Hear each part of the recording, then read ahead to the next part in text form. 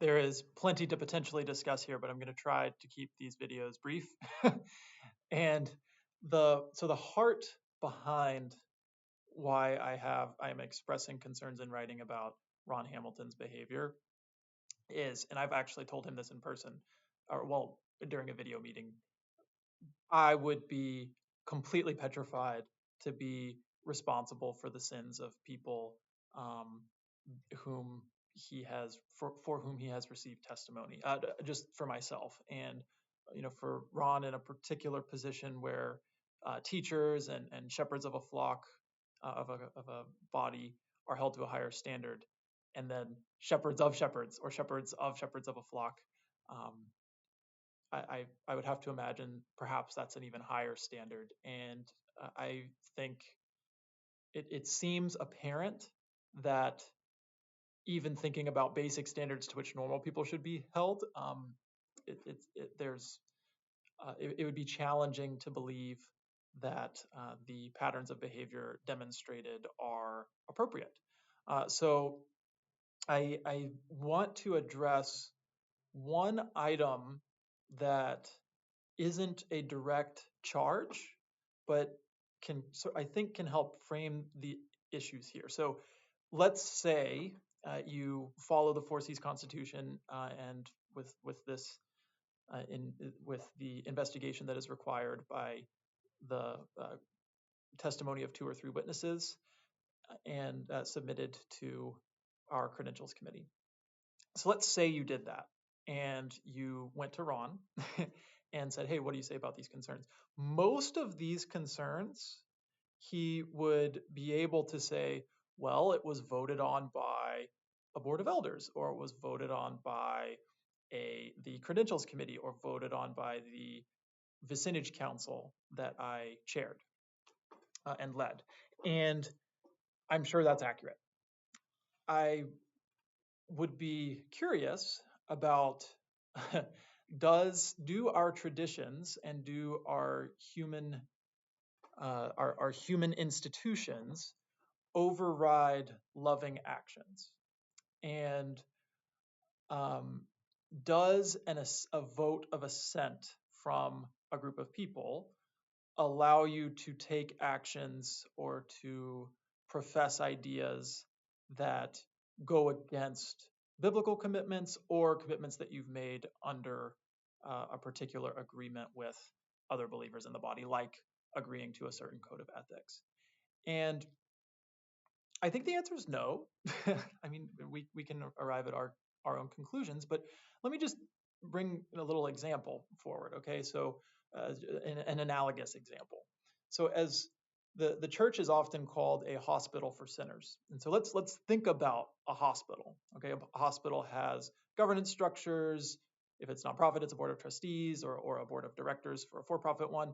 And let's just say that Ron was a doctor in a hospital for sinners, and the board, the board had said, "Hey, look, we need to cut costs. We need to improve doctor efficiency and time. Doctors and nurses, we just decided you don't need to wash your hands. You don't need to follow certain safety protocols. You don't need to obey all tenets of the Hippocratic Oath." Now, as a medical practitioner, that is preposterous. You have to obey the stated commitments of your profession. And if you don't, there's liability for the person, there's liability for the institution, and it's still not the right thing to do. So I would say similarly, sure, okay, Ron convinced people with based on his interpretation that certain actions were the appropriate action or the loving action, and he managed to get votes of assent based on that. I would still drill down and say, do the actions or do the ideas presented actually conform to biblical standards of behavior, not just for a minister, but just for a believer, or just a general believer? Or do they conform to the stated tenets of the 4 C's as documented in our documents, uh, its goals, its vision, its aims, or its as stated in the Constitution or the Code of Ethics. And unfortunately, if you look at the actions, if you look at the words, if you look at the processes followed and the fruit of following those actions, words, and processes, unfortunately, I think you will find and many people think, I'm just stating it in writing, that you will find does not, it is at variance with that, with all of that. So yeah, I mean, I know Ron has had a fruitful ministry and a decades long ministry, and do not want to have any sort of blemish on that. At the same time, I think what that requires, it seems actually evident that what that requires is seeking appropriate mutual edification and correction of potentially inappropriate actions in his official capacity, and to just seek the appropriate last few months of seeking God's kingdom first and seeking to love people that are a part of his flock well.